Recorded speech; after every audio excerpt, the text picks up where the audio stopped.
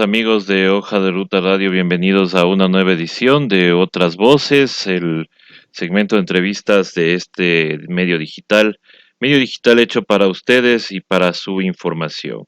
Hoy jueves 2 de julio del 2020, siendo las 12 horas con 10 minutos, damos inicio a nuestra jornada que va a ser una jornada bastante maratónica en entrevistas, que empieza en este momento dándole la bienvenida a Hugo Ortiz Puebla, quien es analista político de, que ha estado muchas veces acá en nuestro medio y que es necesario ahora debido a a estas fricciones que ha habido en las internas de los partidos, no solamente en la Revolución Ciudadana, sino ya estamos ya frente a una disputa directa entre las candidaturas. El líder máximo de la Revolución Ciudadana les conminó a que no se hable de candidaturas en este momento porque ellos están en un problema todavía no resuelto sobre el tema del Contralor Celi, que trata de presionar para que el Consejo Nacional Electoral elimine el registro electoral no solamente de la Revolución Ciudadana de Compromiso Social, sino de otras tres agrupaciones más. Esto todavía está en veremos, está también en veremos esa denuncia que ha hecho el ex prefecto de la provincia de la Suay, Paul Carrasco, quien habla de que el consejero Verde Soto le había solicitado que se pongan de acuerdo para aplazar las elecciones y que ya no pueda ser candidato Rafael Correa. O sea, todo eso es gravísimo y eso es lo que ha pedido el líder de la Revolución Ciudadana a sus bases para que no estén hablando de candidatos, sino que traten de defender el movimiento con todo. Aparte de esto, están también en la lucha por la liberación de Jorge Glass y bueno, muchas cosas que vamos a tener que hablar hoy con Hugo, a quien le damos la más cordial bienvenida. Hugo, muy buenas tardes. ¿Cómo ves el panorama político en este momento? Buenas tardes, César, ¿cómo estás? Es un gusto estar acá. Un saludo a quienes nos escuchan. Y bueno, el panorama político está bastante caótico, convulsionado, muy convulsionado. Creo que lo que hoy en día nos hace falta es justamente democracia, algo que este país ha venido intentando construir día tras día, pero en cada intento se va destruyendo. Entonces, esto lo vemos en varios aspectos, ¿no? El tema de las elecciones que tú decías muy bien.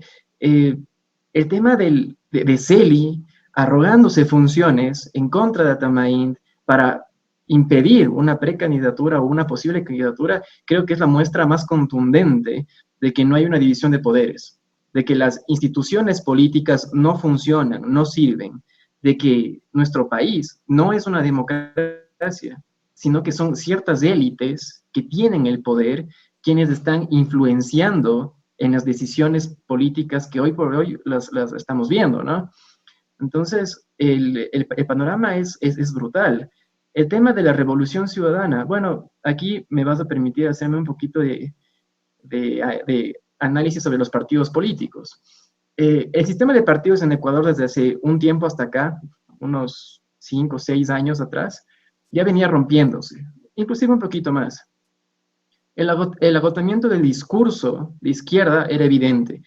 Y más que eso, la destrucción o si se quiere, la falta orgánica de sindicatos, de movimientos de base, también era evidente. Y esto devino justamente en un agotamiento del sistema de partidos. Los partidos políticos hoy en día son más sellos electorales. ¿Qué quiero decir con esto? Que dependen mucho de un liderazgo único, no de un sistema de base, no de un sistema de organización política, sino que dependen de un liderazgo que en la mayor parte de los casos es un liderazgo fuerte, ¿no?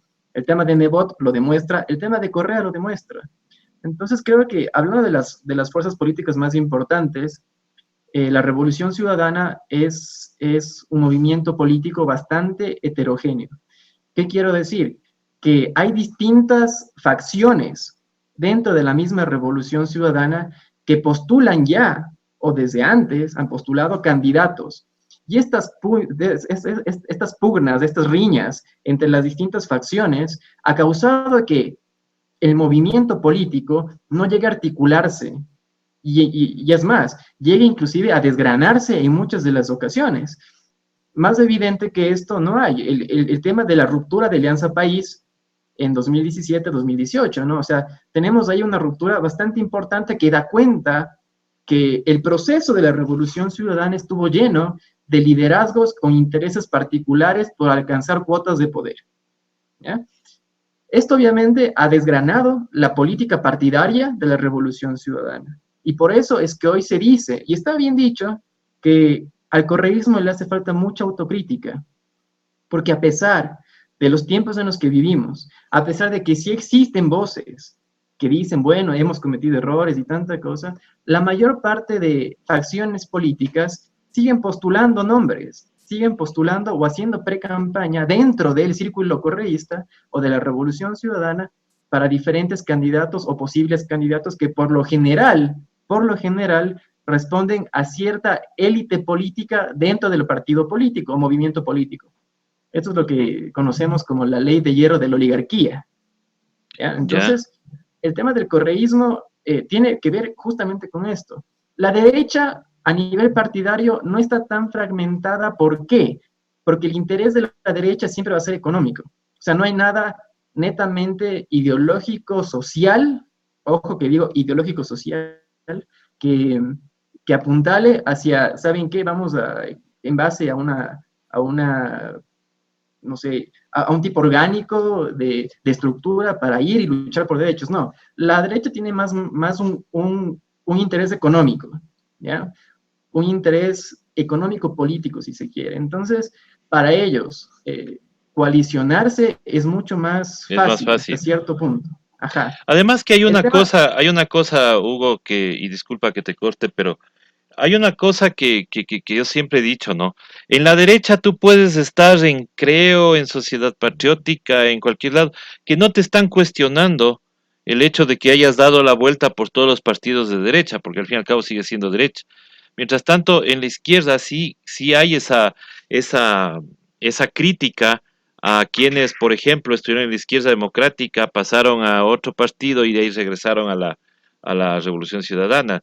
Yo, en la derecha no te están pidiendo carnet de ¿cómo es? De certificado de idoneidad para la ideología.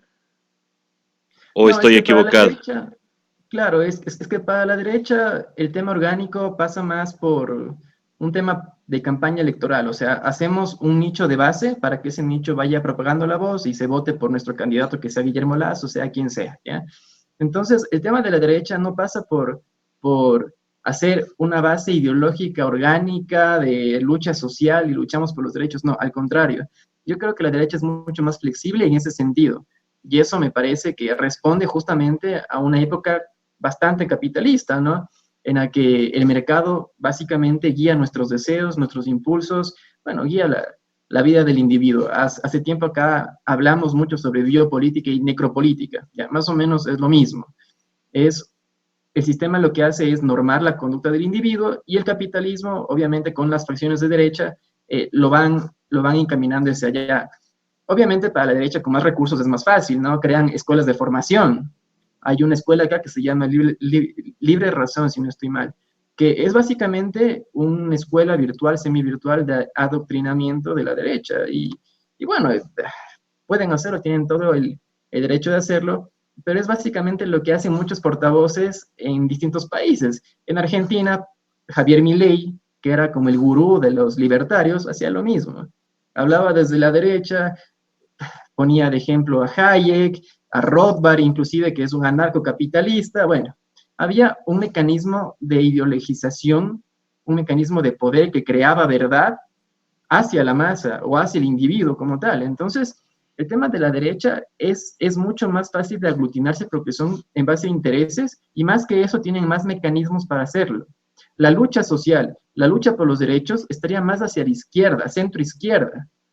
Yo soy siempre de la idea de que no hay que irse al radicalismo, ¿no? O sea, no podemos irnos a una izquierda extrema ni a una derecha extrema. Yo creo que el centro izquierda o el progresismo, que es así como se lo conoce, es lo idóneo. Ahora, el tema de, de los partidos políticos creo que pasan a segundo plano. ¿Por qué? Porque los partidos políticos hoy en día están tan deslegitimados que ya no tienen casi cabida. Y por eso yo plantearía como opción, como una posible opción, formar justamente una mesa de diálogo nacional, especialmente para la izquierda, que la tiene más complicada, porque la derecha es la que está gobernando. Y si lo vemos en frío, eh, o sea, lo que busca el oficialismo es mantenerse en el poder. ¿Y cómo lo está haciendo? Con una pre-campaña, se le está trabajando mucho al tema de Diana Salazar y de parte del Partido Social Cristiano le están trabajando a Cristina Reyes. Se especula mucho, se dice mucho de que posiblemente exista un acercamiento entre Otto Sonnenholzner y el Partido Social Cristiano. Ahora, lo que hay que tener en cuenta es que renunciar a la candidatura que lo hizo Nebot, cada actor político que renuncia a una candidatura o que no participa, está haciendo política, porque no participar también es hacer política, porque no competir en elecciones también es hacer política. Entonces, muchos decían, no, es que Nebot se vio perdido porque dijo, no sé, porque Lo en del octubre, por páramo. ejemplo, cometió un error y tanta cosa. Bueno, no, yo diría que más bien lo que él está viendo es la política, está haciendo política desde la antipolítica, desde la no política. Entonces, creo que el tema acá pasaría por analizar por qué Nebot se echó para atrás y por qué, sobre todo, por qué propone una consulta Consulta popular. popular, claro. Y el tema de la consulta podría ser inclusive un anclaje electoral. Depende de las preguntas que se incluyen en la consulta. Depende de la popularidad de las preguntas. Recordemos que en el 7 veces sí, que nos condenó al desastre eterno, en el 7 veces sí, las preguntas eran capciosas. O sea, ¿quién no se iba a ver, quién en su sano juicio se iba a imponer que se apruebe una pregunta, una normativa que meta presos o que agrave más las penas de los violadores de niños? O sea, es impensable y por eso mucha gente votó en plancha. El tema del Consejo de Participación Ciudadana quedó marginado porque era un tema netamente político y un tema o sea, bastante político que no llamaba la atención de la gente.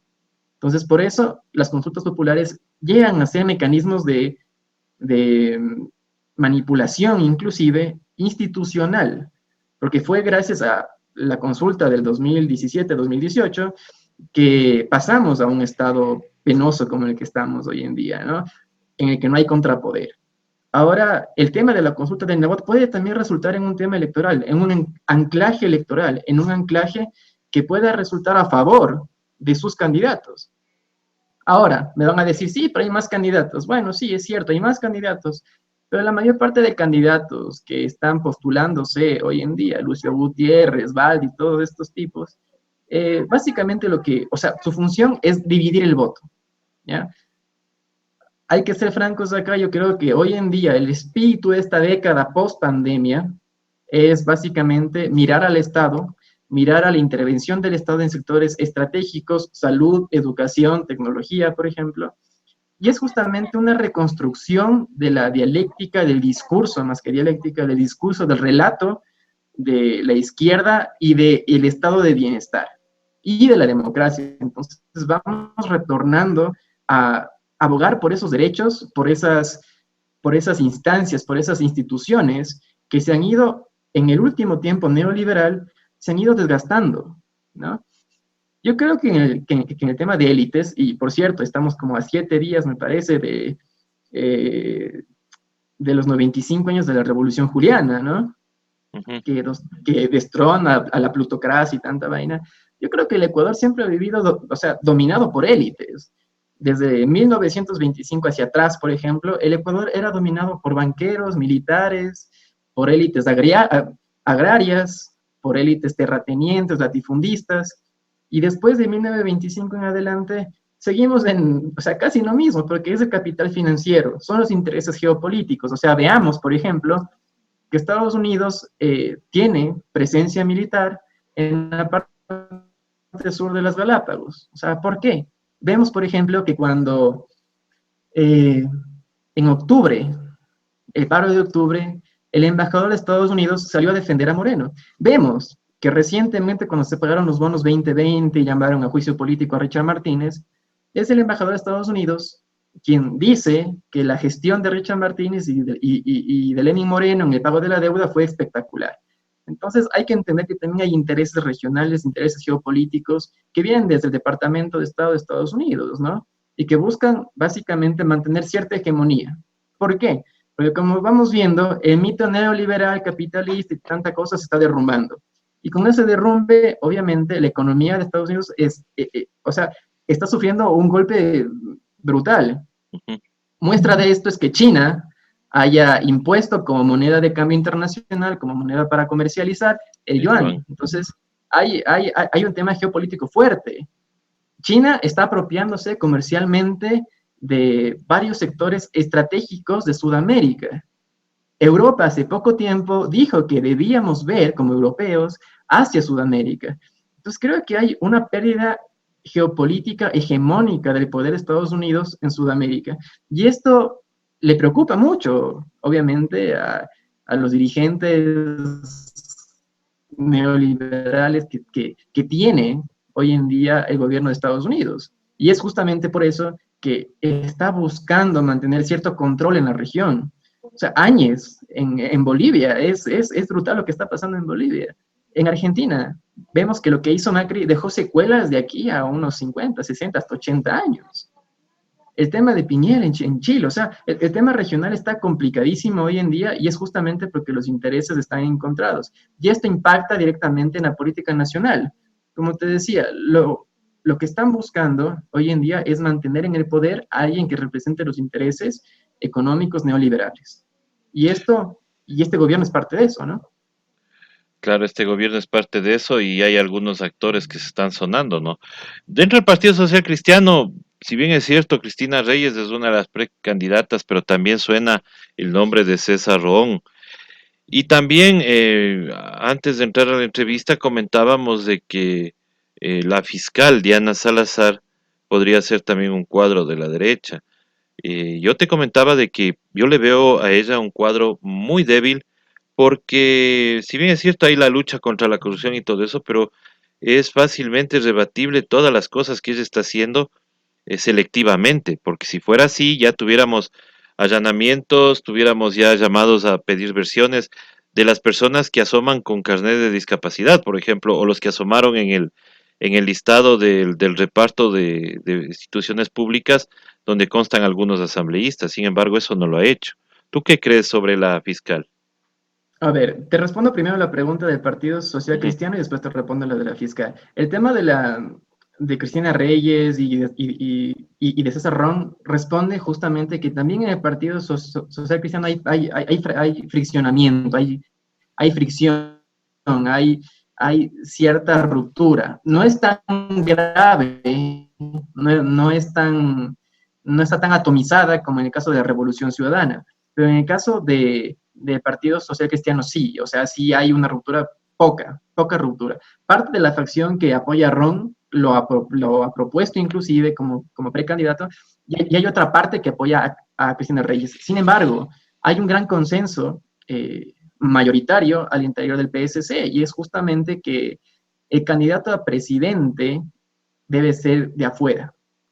Y esto lo leen porque justamente hay una crisis de legitimidad que está abogando por un outsider. Es lo que hablábamos, o hemos hablado acá bastante tiempo. O sea, ¿qué pasa con la figura del outsider? Bueno, yo creo que también los partidos políticos están abogando por un outsider o cuasi outsider o pseudo outsider. El caso de Otto podría venir a representar hasta cierto punto un outsider del Partido Social Cristiano. Y el alejamiento de Otto del gobierno central, también da cuenta de que es una figura que vendría hasta cierto punto a representar esa resistencia, esa desazón, ese malestar popular que tenemos todos con el gobierno. Yo recuerdo acá que hace mucho tiempo lo dije también, que la arena política en la que hoy en día se está peleando o se pelean la política como tal es una arena de oposición. Hoy en día, quien es oposición a un gobierno impopular logra capitalizar un gran porcentaje de aceptación popular. El tema de Reyes, o sea, el tema de Reyes pasa por ahí también, ¿no? O sea, vemos a Reyes que lo que hace es arremeter contra María Paula Roma. Y esta arremetida contra María Paula Romo, que viene desde octubre, o sea, vemos el tema de que Romo va bajando su popularidad desde hace mucho tiempo atrás, explota en octubre y hoy en día ni se diga, o sea, es ínfimo. El tema de apuntalar o de pelearse con Romo da cuenta justamente de que se intenta capitalizar un nicho electoral. Entonces, yo creo que lo que se busca justamente es incluir a un actor de afuera. Yo diría que la mayor parte del PSC está apuntándole a que sea una dupla Otto Sonnenholzner y Cristina Reyes. Puede ser como no puede ser, es una hipótesis. El tema de Diana Salazar, para responderte a esto me gustaría separar dos cosas. La una es la figura de la presidencia y la otra es la figura del gobierno. ¿Ya? Hay dos cosas aquí que se separan en el ejercicio del poder. La presidencia como tal viene a ser este círculo cercano al presidente. O sea, vemos, por ejemplo, a Santiago Cuesta, ¿no? Santiago Cuesta que lleva a Otto Sonnenholzner a la terna para vicepresidente, que lleva a Andra Muñoz, que lleva a Paul Granda, que lleva a Agustín Albán Maldonado, que estaba en la Senacid. Todos ellos hoy en día exiliados del poder. O sea, están fuera, ¿ya? Mientras tanto, en el gobierno tenemos a la facción gobernista que se rige bajo los intereses de Estados Unidos. Vemos a una María Paula Romo, por ejemplo, que fue a Estados Unidos a rendir pleitesía. Vemos a los de ruptura de los 25. Entonces, se entiende que son dos facciones que están encontradas hoy en día en el ejercicio del poder. Yo lo que diría, y bueno, obviamente esto se nota mucho más cuando tenemos a una María Paula Romo que apoyaba para la presidencia de la Asamblea a Litardo, ¿no? Y tenemos a un Santiago Cuesta que apoyaba a un Daniel Mendoza. Sí. Obviamente, quien gana la disputa es la facción del gobierno, que es la ruptura de los 25, María Paula Romo y tantas cosas, ¿no? El nombramiento como ministra del Interior y después, obviamente, el gran cargo pomposo que se creó para María Paula Romo, da cuenta de que hay ahí una fricción interesante. Interesante porque es casi como una guerra fría, ¿no? O sea, los intereses se encuentran y se ponen de acuerdo a veces y otras veces no tanto. Entonces, yo te diría acá que el tema de Diana Salazar responde justamente a estas fricciones. Vemos que hay un alejamiento de Otto Sonnenholzner, que hace tiempo era el más sonado para ser el sucesor, el delfín de este gobierno, y hay más bien una cercanía hacia Diana Salazar. Esto es bastante simbólico. O sea, si lo vemos, el tema de lucha contra la corrupción, todo este tiempo, hasta antes de la pandemia, todo es culpa del correísmo, el correísmo fue el gobierno más corrupto, el correísmo por aquí, y por allá y por acá. Ok, viene la pandemia y este gobierno se incluye en esta narrativa de corrupción. Entonces, ya no es solo el correísmo, sino son todos los políticos. Es la política en general la que es la corrupta. ¿Y quién se para ante esta política y dice, a ver, un ratito? ¿O a quién le están trabajando en este sentido? Es a Diana Salazar. O sea, vemos que está persiguiendo, mete preso a Bucaram, eso ya es bastante simbólico. Bueno, no le mete preso, le detiene. Eso ya es simbólico, ¿no? Claro. El tema de Adum es simbólico. A pesar de que no están presos, recluidos, condenados o lo que sea, el tema de haberlos al menos aprendido es un tema que se maneja desde lo simbólico. Porque, Bucaram es un ser despreciable, odiado, y miren, la fiscal lo acaba de detener, y todos festejaban en redes sociales, y todos festejaban en todo lado. Entonces, hay una potencialidad ahí electoral que se le está trabajando mucho a Salazar. Y no solo eso, hoy en día estamos viendo que con esto de los carnets de discapacitados, Diana Salazar dijo, bueno, hoy en día lo que se necesita es una ley de extinción de dominio para que se incauten esos bienes adquiridos de mala fe. O sea, vemos que la narrativa de Salazar, de la lucha contra la corrupción, pasa justamente por un tema electoral, porque tú ves que las declaraciones de ella son puntuales en temas de interés puntual. Entonces, el tema de Salazar yo lo vería por ahí. Obviamente sería la candidata del gobierno, de la facción del gobierno que habíamos hablado, que depende de una dinámica neoliberal, de una retórica que responde al Departamento de Estado de Estados Unidos y tanta cosa, ¿no? Por otro lado, tenemos a Otto Sonnenholzner, que era el candidato de las élites desde octubre, pero hoy en día se ve alejado y tal vez habrá que ver qué pasa, tal vez haya un acercamiento con el PSC, ¿no? Y bueno, todo Claro, lo que estamos. podría ser un acercamiento con ellos. Ahora, ¿no será que también creo por ahí está coqueteando con la fiscal? Porque también sería un buen binomio para el señor Lazo, por ejemplo. El tema de Creo, a ver, ¿qué pasa con Creo? Creo se viene abajo justamente cuando habían estos rumores de que Nebot iba a ser presidente, ¿no? O sea, Nebot básicamente lo que hace es quitarle la varita presidencial a Lazo. Cuando Nebot se va, decide irse de la contienda electoral, hay hasta cierto punto una repotenciación de la figura de Guillermo Lazo, hasta cierto punto, porque no es tan grande tampoco. Sin embargo, yo creo que ahorita el tema de Guillermo Lazo y tanta cosa no es un tema que pueda llegar a gran incidencia en el ámbito electoral. ¿Por qué? Porque hemos visto gente morir en las calles. Hemos visto en octubre un paro de estudiantes, de los sectores indígenas, de todo ese malestar popular que puso en el foco a la derecha. Y parte de esta derecha es justamente Creo viene a representar todo ese sentimiento neoliberal, ese sentimiento privatizador, ese sentimiento de retirar derechos a la gente, de retirar derechos a la educación, a la salud, viene a representar todo ese contexto. Entonces, votar por Creo sería votar por lo mismo. Eh, Posiblemente Guillermo Lazo le apunte a un discurso de centroizquierda, que es lo que la mayor parte de actores están haciendo hoy en día, así sean radicales de derecha. Sin embargo, yo no le veo mucho futuro a Guillermo Lazo por este sentido y también, ojo con esto, es que o sea, Lazo en general representa a la vieja política, a una política que ya se erosionó, que ya se murió, a un actor político o un actuar político que viene de los tiempos anteriores. Esta vieja política, este antiguo establishment, hoy en día está colapsado, hoy en día no tiene mucho rédito político. Entonces yo asumiría que lo que está buscando Guillermo Lazo es asociarse con alguien. Y volvemos al tema de los partidos políticos. La mayor parte de partidos políticos hoy en día son partidos políticos cártel. ¿Qué quiere decir esto? Que buscan alianzas para subsistir, buscan candidatos populares para subsistir, pero no representan realmente a la ciudadanía. Y por eso pasan a segundo, tercer, hasta cuarto nivel. O sea, ya no interesan los partidos políticos. No es lo que pasaba antes. Antes habían partidos burocráticos de masas, ¿no es cierto? En los noventas, en los setentas, ideología, uno leía a Trotsky, a Lenin, o leía por último a Hayek y sabía quién era Rothbard y tanta cosa.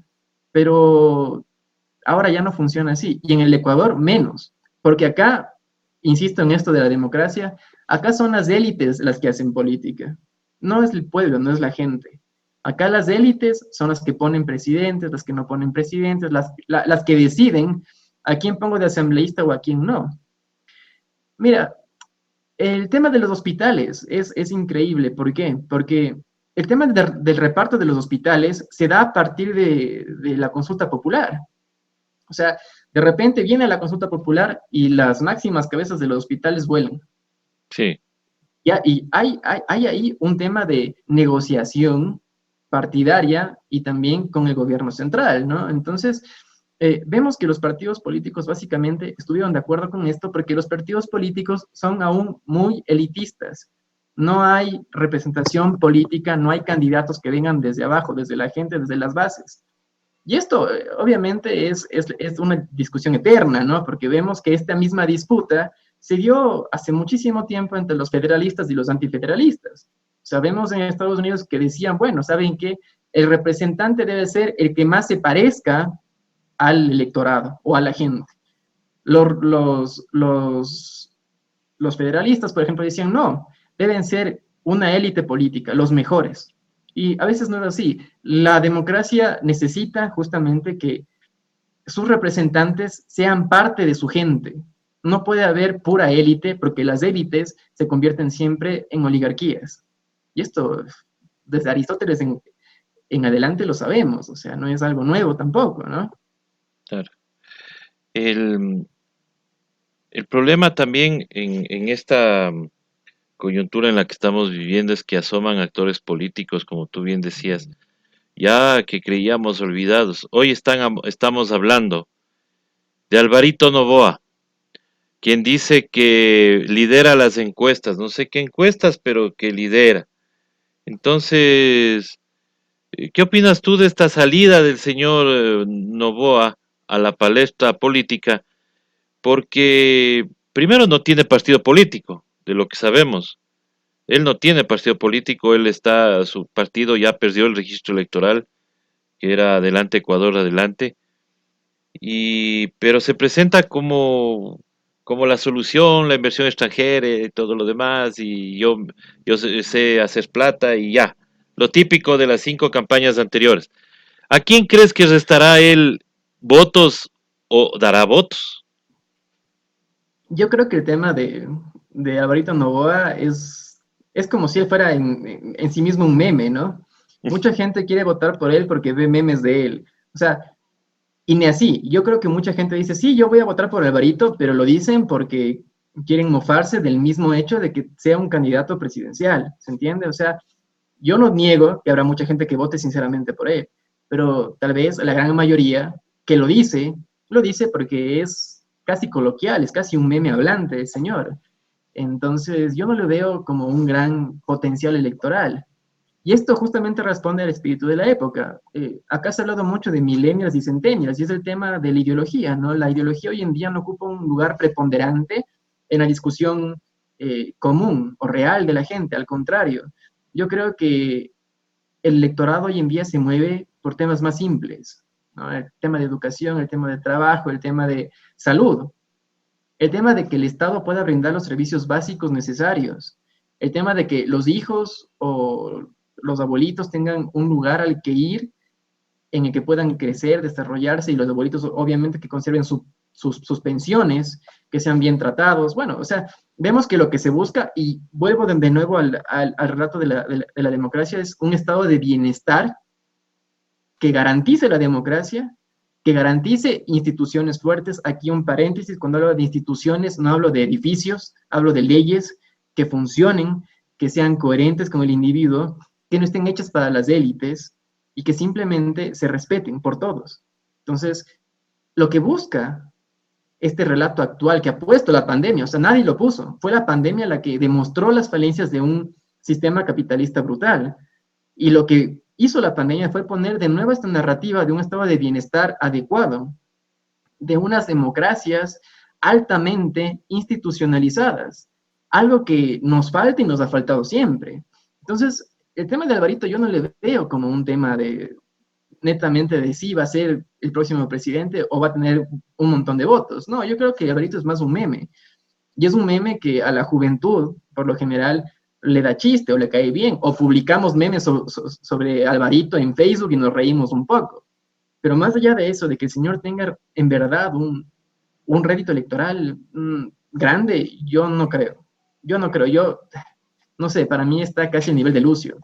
Perdón, pero está a ese nivel para mí. Claro, y Lucio tampoco es que tenga muchas oportunidades, ¿no? No creo que recupere su capital político que una vez lo tuvo. No, obviamente, es que también es de eso, o sea, las élites antiguas, incluyendo los militares, porque los militares también en este país han sido una élite política, ojo, o sea, vemos desde tiempos republicanos, cuando se inicia la república, que había injerencia de militares, o sea, y tal vez el peor gobierno militar fue el de Vintimilla, ¿no? O sea, hay temas ahí que analizar en cuanto a la historia del Ecuador y las élites, pero parte de estas élites en el Ecuador han sido los religiosos, o sea, la Iglesia Católica, han sido los militares, han sido los bancos. Recordemos que es recién después de la Revolución Juliana, vuelvo de nuevo a esto, se funda un banco central recién ahí.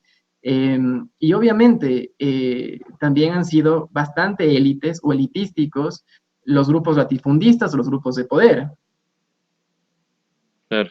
Entonces, yo creo que el tema de élites es un diario vivir o un diario de venir en la política ecuatoriana. O Y sea, eso justamente pone de nuevo el relato de la democracia, porque la democracia tiene que ver con participar. sí, pero sabes, Parte del relato, y aquí me gustaría sí, entrar con sí, el tema del poder, es justamente que lo que impone este poder es una verdad, un relato que te dice, bueno, ser político está mal, ser político es ser parte del reparto, ser político es ser corrupto, ser político es ser todo lo peor del mundo. Pero eso da paso a que las élites políticas, que son poquísimas, se queden con el poder. Porque si no hay participación ciudadana, si no hay participación de la mayor parte de la gente o del pueblo, bueno, les dejamos a los otros que se fereen el país, como ha pasado hasta ahora. Hay un dicho muy bueno que dicen, bueno, si tú no lo haces, te dan te haciendo dan y te dan haciendo. haciendo mal. Entonces, básicamente creo que la democracia es fundamental para salir del hoyo. Y no solo eso, también dejar egos absurdos que a veces tenemos o tienen los partidos políticos y cooperar. O sea, el tema ya no pasa por llegar al poder, el tema pasa por salvar al país, el tema pasa por salvar a los ciudadanos, el tema pasa por garantizar un futuro para el Ecuador. Ya no pasa por llegar al poder. Y los partidos políticos siguen viendo el plano político en sí, hay que llegar al poder, hay que aliarse para ser los primeros que lleguemos, o tener el control del partido o de la facción política para llegar al poder. Y no es así. O sea, también hay que ser autocríticos y abrirse a la cooperación. Y por eso yo hablaba de una gran mesa de diálogo, o sea, en la que las diferentes facciones políticas se sienten, o sea, como que dejen al lado sus conflictos, limen asperezas y puedan llegar a formar una gran coalición política y salir a las elecciones. Acá es más difícil, no somos de Argentina porque en Argentina había peronismo, acá no hay esto, no hay un gran paraguas. Acá lo que hay es una voluntad política, si es que se la llega a formar, para poder llegar a un acuerdo nacional que nos pueda sacar de esto. Y la solución no es Guillermo Lasso, no es Noboa, no es Salazar, no es Otto Sonnenholzner. La solución es un gran frente de izquierda, un gran frente progresista que pueda apuntalar hacia renovar la democracia en el país, a refundar la democracia en el país. Es, es terrible que la gente en este país, primero lo que tú dices, ¿no? O sea, primero le catalogamos a todo político como corrupto, todo político es malo, la política es sucia, la política es mala. Claro, o sea, hay cosas que la gente hace, que los políticos hacen, pero per se la política no es mala, la política es servicio. El problema es que acá no hemos entendido eso. Ahora, yo lo que no podré entender es cómo hay gente que piensa que un empresario puede ser un buen presidente en un país donde los empresarios son, los grandes empresarios, son los primeros evasores de impuestos, son los primeros que maltratan a sus empleados, son los primeros que te piden fondos de ahorros al Estado, pero en la primera emergencia fuerte, ellos no han tenido un fondo de ahorro para mantener a sus empleados en esos puestos, sino que lo primero que hacen es despedirles. Entonces, todo eso, como tú decías, o sea, la política la hacen las élites, pero el problema es que acá ponemos reglas para que justamente solo las élites puedan participar, porque imagínate, ¿qué partido político puede crear alguna persona que no tenga el poder económico de un Lazo, de un Noboa? Porque ya digo, Noboa no tiene partido político ahorita, pero ya hay algunas personas que dicen que tengamos cuidado, que ya viene Alvarito, que esto, que el otro. Debe ser porque él puede comprar un partido político que sí está con registro, pues, me imagino. Claro, es que el tema de que creemos de que los empresarios pueden ser tal vez la salvación para el país porque tienen empresas, es mantener el relato neoliberal también, ¿no? O sea, el tema de por qué los empresarios tienen empresas debería ser la pregunta. ¿Cómo lo lograron? La mayor parte de empresas, y ojo que no quiero denigrar a nadie ni hacer de menos a nadie, porque hay empresarios honestos, hay empresarios que lo han hecho bien, que se han fajado y lo han hecho con su propio esfuerzo, tiene que ver justamente con esta dinámica, ¿no? Con esta dialéctica. Entonces, el tema pasa por creer que estos empresarios llegan justamente a fundamentar, a hacer una salvación inclusive para el país, pero ¿por qué? O sea, si vamos atrás, ¿cómo las grandes empresas han consolidado sus capitales? ¿Cómo lo han hecho? O sea, los bancos por lo general, la banca privada, por ejemplo, por lo general, prestaba al Estado, ¿no? O sea, hasta antes de 1925, la banca privada prestaba al Estado dineros, dineros, dineros y a unas tasas de interés altísimas. Y ahí Claro. vemos que los bancos privados fueron creciendo, primero económicamente y después en términos políticos, porque también influenciaban a la política. Y vemos el periodo de la plutocracia y tanta cosa. Yo te diría que responde a un relato de la época. ¿Por qué? Porque cuando hablamos de empresariado, cuando hablamos de empresarios, cuando hablamos de que sí, es que a él nadie le gana haciendo dinero, bueno, habría que ver si también paga sus impuestos, si trata bien a sus empleados, porque no es solo de hacer dinero, ¿no? También está el trato Exacto. humano, también está el tema de, bueno, eh, o sea, ¿qué hace Álvaro Noboa por la sociedad que no sea campaña política?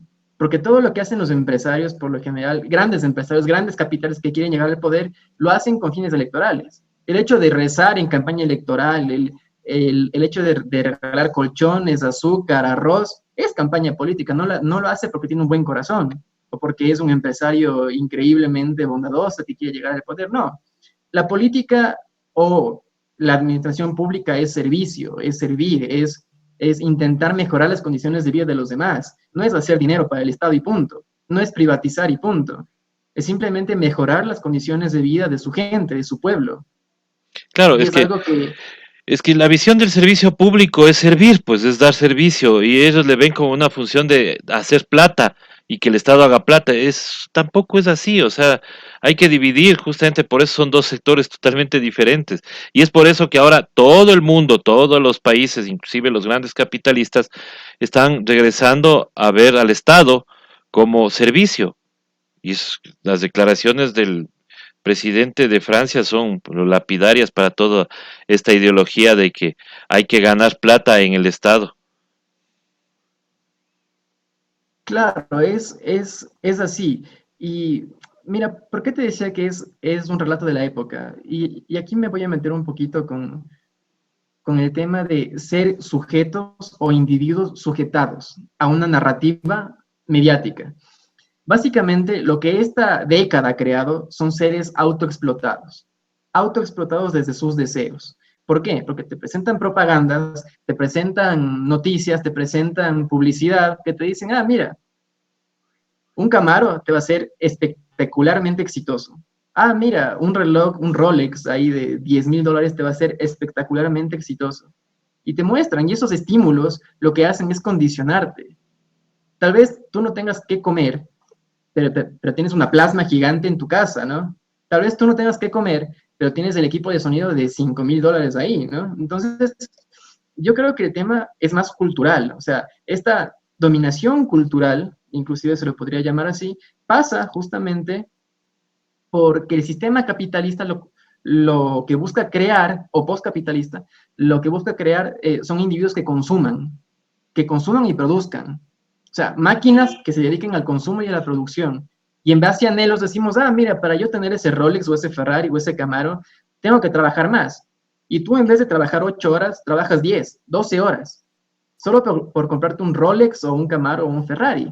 Entonces, ya esa dinámica marxista que había antes del obrero alienado, excluido, se rompe, porque no hay, o sea, la explotación ya no pasa solamente porque hay un jefe que te explota, sino porque tú mismo te explotas. ¿Se entiende? Entonces, todo este contexto te da para entender por qué creemos o por qué pensamos que un empresario sería un buen presidente. No siempre es así. No, Hemos tenido empresarios de presidentes y han hecho pedazos del país. claro. Hemos tenido banqueros de presidentes o de asesores de presidentes y han hecho pedazos al país. O sea, más ejemplo que eso, el superministro de Guillermo Lazo, ¿no? O sea, también va por ahí. El tema de creer que el capital económico es sinónimo de felicidad también está mal, porque no es que nos va a dar felicidad, al contrario, o sea, tal vez nos genere más preocupación, tal vez más ansiedad. El tema de trabajar más horas, por ejemplo, genera un trastorno que es justamente por agotamiento, por agotamiento de tanto trabajar. El tema de la hiperactividad es básicamente lo mismo. El tema de la depresión, mira, El síndrome de burnout se llama eso, que vamos a tener bastante en este país. Y justamente quería hablar de la depresión, ¿por qué? Porque creo que es un síntoma de esta época. Y es justamente porque nos pintan expectativas tan altas, tan grandes, que cuando fracasamos nos deprimimos. Creemos que no lo vamos a lograr y nos deprimimos y mortalmente, ¿no? El tema de ser exitoso también depende de esto. O sea, ¿qué consideramos ser exitoso? Ser exitoso es tener un Ferrari, tener, ¿qué? Una casa de $1 millón. ¿Qué es ser exitoso? Entonces, yo creo que el ser exitoso, por ejemplo, es un concepto que lo llenan de significado varias personas, varias élites, varios medios de comunicación. Y aquí vamos a los medios de comunicación, que son básicamente quienes sustentan este aparataje. A nivel filosófico, simbólico, como a nivel político. O sea, en el Ecuador, ¿quiénes son los medios que apoyan al oficialismo? O sea, es facilito, es La Posta, bueno, ahora ya no tanto la posta, sino tiene otros intereses la posta también. Vemos que su dirección está más hacia el tema de Salazar, de esta facción gobiernista, no presidencial, sino gobiernista. El tema de Radiovisión, por ejemplo, fue brutal lo que pasó hace unos días, que le despidieron a este señor. El tema de Teleamazonas. O sea, los grandes medios hegemónicos responden a un interés económico y este interés económico busca hacer política o incidir en la política. Por eso decía que el Ecuador es un país gobernado por élites. Siempre ha sido un país gobernado por élites. Inclusive, ojo, y por esto me van a odiar muchas personas, pero inclusive en época de Correa habían élites que gobernaban el país. Si no veamos, por ejemplo, ¿qué banco creció más en época de Correa? Fue el Banco Pichincha. Los Novoa. Los Novoa fueron básicamente una de las élites que más apoyaron el correísmo y las que más réditos tuvieron. O sea, habría que analizar el tema de Pozorja, el tema de DP World, tanta cosa. O sea, las élites han estado siempre presentes. La única diferencia es que en el correísmo la política pública se direccionó hacia los más necesitados. En este gobierno, o en los anteriores, la política pública se direccionó en hacer plata, en hacer dinero. Entonces, volvemos al tema del empresario, ¿no? O sea, hacen dinero, pero hacer dinero no significa ser buen político, o hacer bien las cosas, o tener un interés social. Y creo que esta época pandémica, o sea, vota, da de baja el relato neoliberal, el relato de los libertarios, de la escuela austriaca y tanta cosa, que son muy teóricos, pero nada prácticos. Son muy teóricos, son muy buenos teóricos, pero nada prácticos. Entonces tenemos, por ejemplo, en Alemania, que se nacionalizó Lufthansa, bueno, cierto sector de Lufthansa para salvar la aerolínea. Hablamos de temas de nacionalización, de inversión pública. O sea, vemos un mundo que le está apostando al Estado, a la presencia del Estado como fin supremo para el bienestar público, para un estado de bienestar de nuevo. Cosas que tenemos que seguir comentando, mi estimado Huguito. Va a faltar tiempo, creo, realmente para seguir comentando. Y la verdad nos interesa mucho porque crea mucho debate. Mira en los comentarios de esta entrevista, pues vemos ahí mucha gente que no está de acuerdo con tu análisis, otras personas que sí están de acuerdo, y hay algunas que todavía añoran que Alvarito nos salve de la catástrofe, dice. Yo solamente quiero recordarles que cuando él cogió la herencia, el señor Novoa, quebró casi 40 empresas del emporio de su padre, y por eso su hermana, Isabel, tuvo que separar del emporio el emporio Novis, para salvar lo que el otro posiblemente iba a despellejar totalmente el emporio Novoa.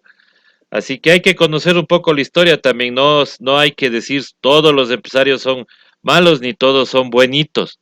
No, no, no. Hay que saber diferenciar entre aquellos que sí pagan impuestos, entre aquellos que ven por el futuro de sus empleados y no en aquellos que solamente quieren hacer plata. Mi estimado Huguito, muchísimas gracias por haber estado con nosotros. 50 minutos de análisis creo que nos va a faltar para que la próxima semana continuemos con este tema. Así que Hecho. de antemano ya la invitación, ya te digo el día para ponernos de acuerdo. Ha sido esta entrevista hemos estado con Hugo Ortiz Puebla, quien es analista político, con quien vamos a seguir conversando sobre estos temas. Nosotros ya volvemos enseguida con más entrevistas aquí en Hoja de Ruta Radio. Muchísimas gracias, Hugo.